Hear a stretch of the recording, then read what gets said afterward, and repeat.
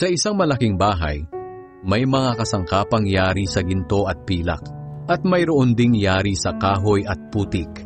Ginagamit sa mahahalagang okasyon ang mga kasangkapang yari sa ginto at pilak, at ang mga kasangkapang yari naman sa kahoy at putik ay sa pang-araw-araw na gamit.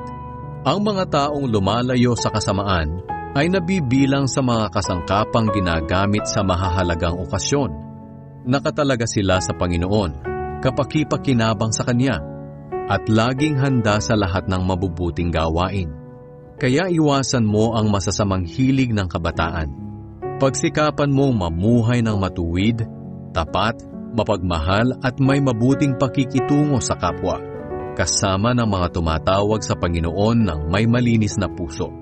Iwasan mo ang mga walang kwentang pakikipagtalo at kalokohan lamang, dahil alam mong hahantong lang ito sa alitan.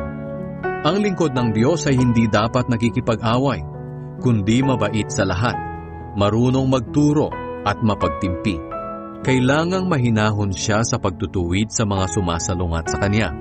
Baka sakaling sa ganitong paraan, ay bigyan sila ng Diyos ng pagkakataong magsisi at malaman ang katotohanan.